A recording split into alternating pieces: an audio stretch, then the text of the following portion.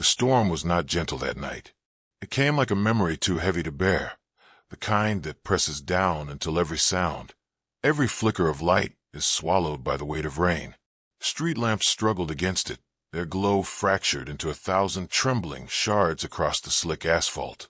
Jack Mercer drove slowly through the storm, the wipers fighting a losing battle against sheets of water.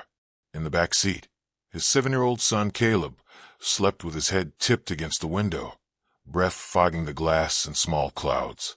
A sack of groceries shifted quietly on the seat beside him, the cabin filled with the hum of the truck's tired engine.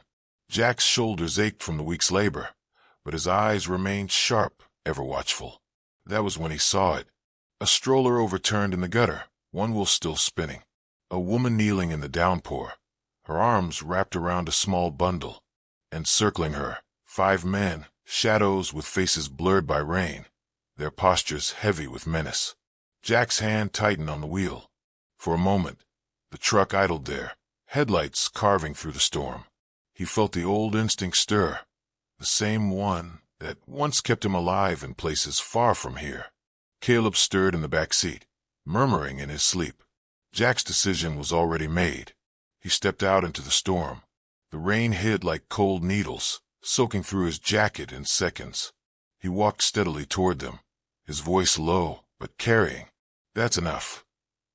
The men turned, their laughter sharp against the rain.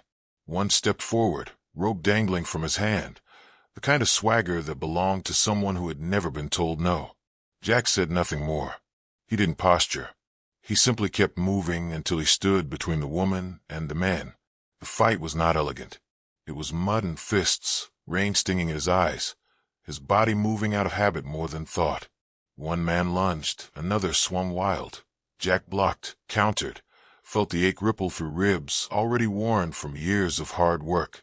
He fought without fury, only with the steady resolve of someone who refused to step aside. Behind him, the woman whispered to her child, her voice trembling, "It's all right, love. Just hold on." Then Caleb's voice pierced through, thin and frightened, "Dad." That single word steadied him. With one final shove, the last of the men staggered back into the rain. Their bravado cracked. One spat a curse, but they all turned, retreating into the storm until their shapes dissolved in darkness. Silence fell, broken only by the baby's soft wail and the hammer of rain. Jack stood, breath ragged, bruises already swelling beneath his soaked clothes. He turned to the woman. Her eyes were wide, lips pale, but she clutched the child with ferocity. "Come on," he said, voice quiet. No demand in it, just an invitation. "You'll freeze out here." She hesitated, then nodded. The cabin smelled faintly of cedar and smoke. Jack set the kettle on the stove while Caleb, now fully awake, hovered near the fire, his eyes darting between the stranger and the baby. The woman sat wrapped in a blanket, her soaked clothes steaming in the heat. Her hands still trembled as she held the child close.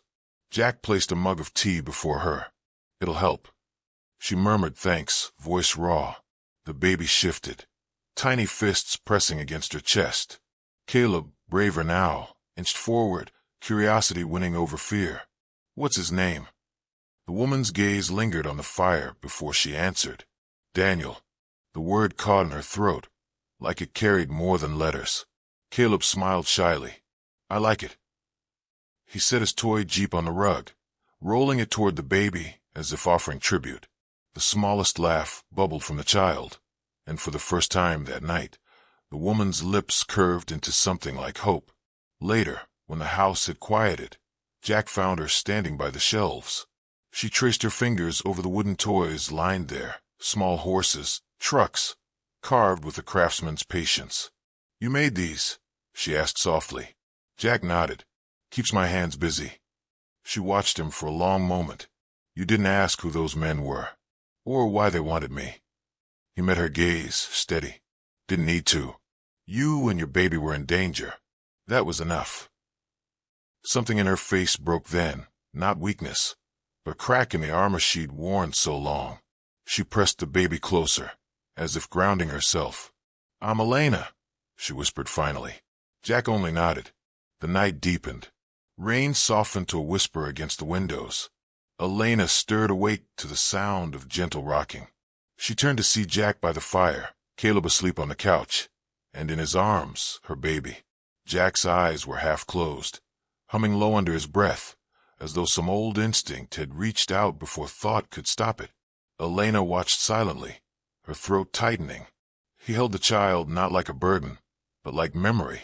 She thought of her late husband, the danger she'd fled, the weight of every lonely mile.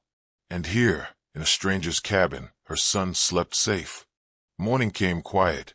Mist clung to the meadow, the cabin wrapped in pale light. Birds stirred in the pines. The baby's laughter rang out, bright and clear. Caleb sat cross-legged, showing him how the toy jeep rolled across the floor. Elena watched, her hands clasped together as if in prayer. Jack poured coffee into chipped mugs. Elena glanced at him, then said, "You gave us shelter, food, safety, and you still haven't asked why." He shrugged slightly, eyes on the window. "Doesn't matter to me. Just matters that you're safe." Her breath caught, not because of the words, but because of the quiet conviction behind them. She had run from men who wanted her silenced, exploited, erased. And here was a man who asked for nothing. It was late afternoon when the sound came, low at first, then swelling until the windows rattled. The thrum of blades. Jack stepped outside, shielding his eyes. A helicopter descended into the meadow, wind flattening the grass.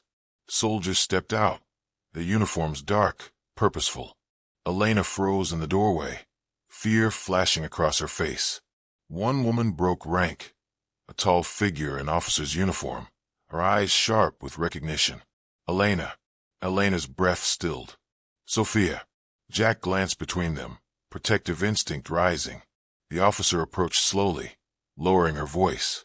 "I've been searching for you. They sent men after you, but you're safe now." Truth spilled in fragments. Elena had fled from those who wanted control of her late husband's research, something dangerous enough to draw hunters. She had hidden, wandering, until last night's storm had forced her path across Jack's. The helicopter meant safety, protection, perhaps even home. But it also meant leaving this place, this firelit shelter, this quiet kindness. Evening bled across the sky, soldiers readying to depart. Sophia extended her hand.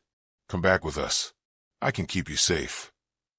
Elena looked at Jack, at Caleb's eager smile as he rolled the toy jeep, at her son cradled gently in Jack's arms. She saw the warmth of carved wood, the patience of hands that built rather than destroyed. Jack did not plead. He only said, "Do what keeps your child safe. That's what matters." Her heart trembled. She nodded slowly. Then, "I'll stay." Sophia studied her, then glanced at Jack, something like respect passing through her eyes. She gave a single nod and turned away. The helicopter lifted, carrying the weight of the world with it. Night came softer. Inside the cabin, firelight flickered across worn walls. Caleb and the baby slept, breaths mingling in gentle rhythm.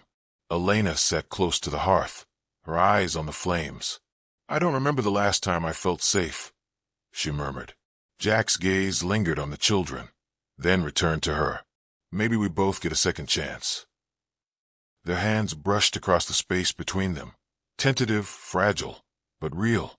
Neither spoke again. The fire cracked softly, as if answering for them. Outside, the meadow lay quiet under a dome of stars. The storm had passed, but its rain had left something tender behind. If this story touched your heart, share it with someone who still believes in second chances. And don't forget to subscribe for more stories of quiet kindness, found family, and hope.